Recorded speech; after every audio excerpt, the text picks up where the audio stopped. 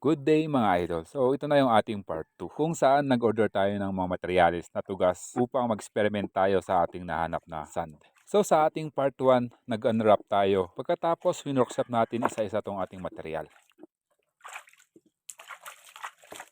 At ang huli binabad natin sa ating rotting hormone na naa.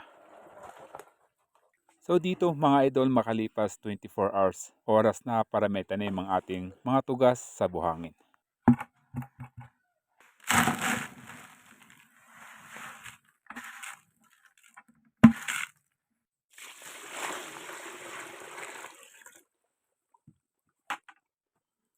First step natin sa ating buhangin mga idol, huhugasan muna natin ito ng bahagya. Sapagkat napansin natin, may halo nga itong kaunting lupa.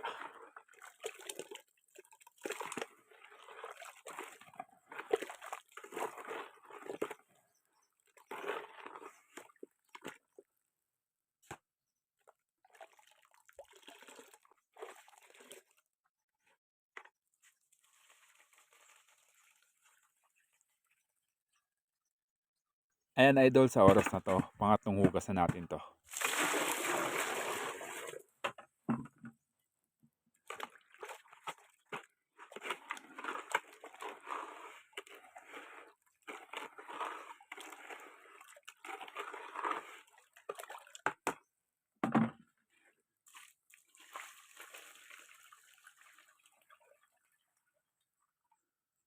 Sa tingin ko, pwedeng-pwede na siguro to. Dahil marami na rin tayo ditong naalis na putik.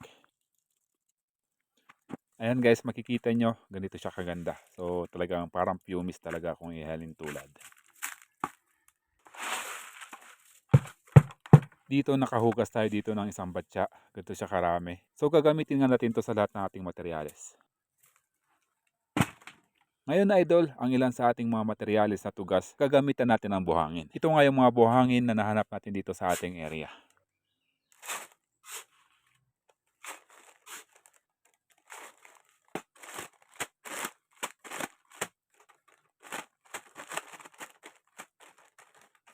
So para sa ating unang material, sa tagal ko nang nagtatanim mga idol ng tugas, ngayon lang ako gagamit ng buhangin sa tugas.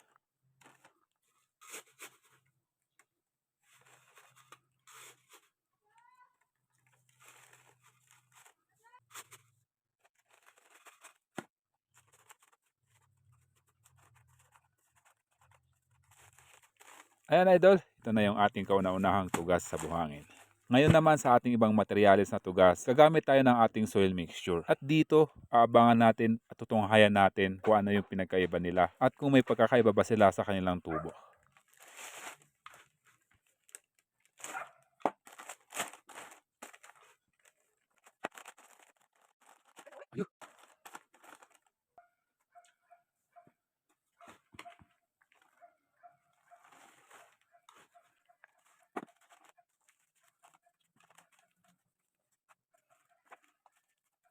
So yan guys, so sabay natin itong itinanim. Sabay din itong nahunt na pinadala sa atin. So ang pinagkaiba lang siguro yung ginamit natin ditong medium. So ito na nga sila, mag-i-experiment tayo mga idol. So papakabangan natin yung ating part 3. At dito nga natin malalaman sa ating klima dito sa Baguio kung ano ang mga mas hiyang ng ating tugas dito. Ayan, napakagandang abangan to mga idol. Dito pala mga idol, ginamit nating pandilig ay yung ating pinagbabara na ating rotting hormone na naa.